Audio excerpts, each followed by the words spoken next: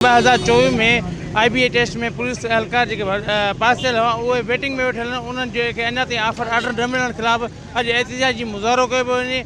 अचो उन हवाले सां हिननि सां ॻाल्हि ॿोल कयूं, हुननि जो वधीक छा चवणु आहे। SPD 01 2024 वेटिंग कैंडिडेट की तरफां पूरी सिंध में कयो पियो वञे।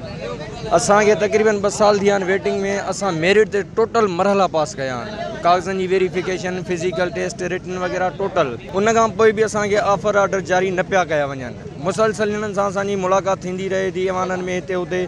वो इहा ई ॻाल्हि था कनि, बाबा तव्हांजो मसइलो हल कंदासीं, तव्हांजो मसइलो हल कंदासीं। बाबा कॾहिं कंदव असांजो मसइलो हल? हिननि वटि हर शइ मौजूदु आहे, बजट भी मौजूद है। SP साहब मुख़्तलिफ़ अफ़सरनि सां असांजी मुलाक़ातूं थियनि, पुलिस वारा उहे चवंदा बाबा नफ़री जी त असांखे ज़रूरत आहे, हद खां वधीक ज़रूरत आहे हर ज़िले में। बाबा जेकॾहिं तव्हांखे ज़रूरत आहे त खणो छो नथा?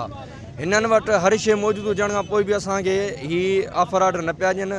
ऐं असां पूरी सिंध जे नौजवाननि जो इहो मुतालबो आहे, जेतिरा असांजा मसइला हल न कया वेंदा असांखे नई अनाउंसमेंट करणु न ॾींदा। असांखे वेटिंग में रखियो वियो आहे। असांखे CM सिंध साहब जो नोटिफिकेशन असां वटि मौजूदु आहे, जंहिंमें साईं मुराद अली शाह साहब चवनि था त असां वटि 50,000 सीटूं मौजूदु आहिनि। जॾहिं असां सिंध जा जेके नौजवान वेटिंग उम्मीदवार आहियूं 8,601 छोकिरो मौजूदु आहियूं। महिरबानी करे असांखे ऑफर ऑर्डर ॾेई असांजी बेचैनी ख़तमु कई वञे। असां written physical interview CRO DVC सभु क्लियर कया आहिनि।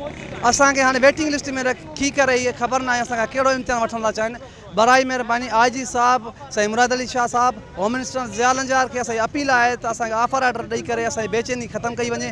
असांजी शदीद गर्मी में असांजो हर डिस्ट्रिक्ट में जेको आहे असांजो एहतिजाज आहे, हर ज़िले में असांजो एहतिजाजनि ख़ुदार आहे, असांजो इंसाफ़ कयो वञे। वेटिंग उम्मीदवार SPD 01 पूरी सिंध जी अॼु सकरन शहर में भी असां सरापा एहतिजाज बणियल आहियूं। ही को नओं मसइलो कोन्हे, हिन मसइले के 2 साल गुज़री चुका आहिनि। 2 सालनि खां असां रोडनि ते दर बदर आहियूं।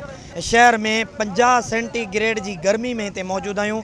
असां हिन एहतिजाज जे ज़रिए सदर पाकिस्तान आसिफ अली ज़रदारी, बिलावल भुट्टो, ज़ियाउल हसन लंजार साहब खे रिक्वेस्ट कंदासीं, महिरबानी करे ही असां तव्हांजे शहर जा नौजवान आहियूं, अॼु सरापा एहतिजाज आहियूं।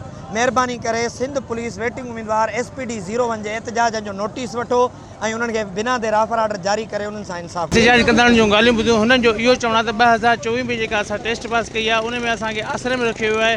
उहो आसरो असांजो पूरो करे असांखे ऑफर ऑर्डर न वञनि, न त एहतिजाज जो दाइरो वधायो वेंदो।